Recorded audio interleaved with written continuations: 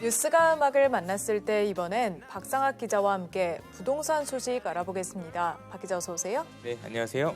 오늘은 어떤 내용인가요? 네, 얼마 전 정부가 8.4 부동산 공급 대책에 따른 공공 재건축 1차 후보지 5곳을 발표했습니다. 네, 그런데 민간 재건축, 공공 재건축, 공공 직접 시행 이 용어들이 좀 헷갈리는데요. 네, 몇 번 들어도 어렵죠. 네. 일단 표로 정리해봤습니다.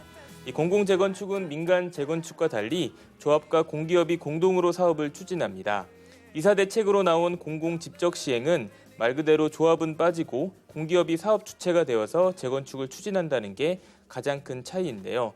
일단 공공이란 단어가 붙으면 용적률과 충수 등 각종 인센티브를 주고 대신 임대주택 등을 의무적으로 늘려야 하죠. 오세훈 서울시장 취임으로 민간 재건축 규제 완화 분위기가 커지면서 공공 방식의 인기가 떨어질 것이란 얘기가 나옵니다. 이 중에서도 공공 재건축을 둘러싼 이슈를 자세히 짚어봤습니다. 40년 가까이 된 관악구 미성동 한 아파트입니다. 인근 상가와 빌라와 함께 지난 2019년 10월 추진위원회를 구성해 1년 만에 재건축 조합 설립까지 마쳤습니다. 문제는 사업성입니다. 현재 아파트 단지는 2종 일반 주거지역이라 종상향 없이는 일반 분양 가구 수를 더 늘릴 수 없어 조합원 부담이 커집니다. 이 때문에 현재 공공재건축 참여를 저울질 중입니다. 공공재건축 인센티브를 적용하면 용도지역이 3종으로 상향돼 최고 27층까지 지을 수 있고 용적률도 299%까지 올라 기존보다 200가구 가까이 더 지을 수 있습니다. 하지만 이 중 공공분양과 공공임대가 126가구를 차지하는 만큼 사업성 확보를 위한 추가적인 고려가 필요하다는 반응입니다. 재건축의 경제성이 떨어지는 데는 40%로 해주고 기부천합 비율을 경제성이 좀 나은 데는 50%를 한다든지 이렇게 둘로 나눠서 이렇게 하면은 우리 같이 재건축하는데 경제성이 좀 떨어지는 데는 도움이 될 수 있다. 공공재건축 1차 후보지는 모두 5곳, 영등포구 신길 13구역, 중랑구 망우 1구역, 광진구 중곡 아파트 등 대부분 단지 규모가 작거나 사업성 부족으로 자체적인 재건축 사업이 어려웠던 곳입니다.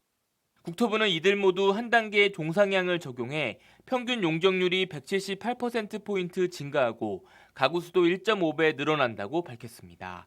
이에 따른 조합원 분담금은 민간 재건축 계획보다 절반 가까이 감소한다는 게 국토부의 설명입니다. 용적률은 높이고 분담금은 낮춰 사업 추진 속도와 참여율을 끌어올리겠다는 건데 문제는 해당 주민들이 공공 재건축을 적극적으로 반기는 분위기가 아니라는 겁니다. 6월 전에 나올 심층 컨설팅 결과가 얼마나 주민 공감을 얻을지가 관건입니다. 우리 주민들은 절대적으로 필요한 우리의 어떤 그런 생활 필수 자금과 이제 직접적인 인간관계가 있으니까 그 소위 말하는 그 사업성에 해당되는 그 금액이 되게 중요한 요소가 되겠죠. 공공 재건축이 최종 선택을 받기 위해선 넘어야 할 산이 많습니다.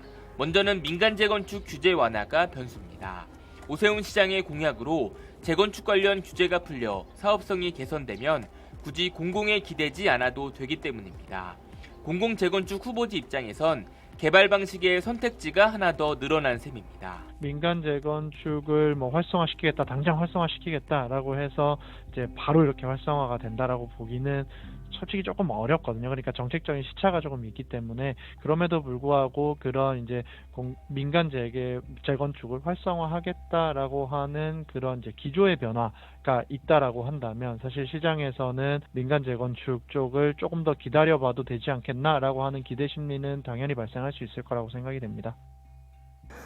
이와 함께 정부와 서울시의 부동산 정책 갈등으로 공공이 주도하는 정비 사업 자체가 흔들릴 수 있다는 우려도 있습니다. 공공주도의 정비 사업은 지금까지 방침대로 지속이 되는 게 맞는 거지만 그 부분에 있어서 서울시라는 지자체에 적극적인 지원이 있을 것이냐 부족할 것이냐를 따졌을 때는 아무래도 지자체의 지원이 적극적이지는 않을 수 있다는 점이 있습니다. 네, 공공재건축 후보지 주민들의 이 선택지가 늘어난 건 맞지만 갈등도 더 생겨날 것 같은데요. 네, 아무래도 선택지가 늘어나면 이 공공 재건축과 민간 재건축을 두고 내부 의견을 모으기가 쉽지 않죠. 일단 부동산 정책 변수가 관건이긴 한데 6월 전에 후보지마다 구체적인 정비 계획안이 나와봐야 이 공공 재건축 추진 여부의 가닥이 잡힐 것 같습니다. 네, 오늘 여기까지 듣죠. 박 기자 고생했습니다. 밀당의 공수 나무 샜다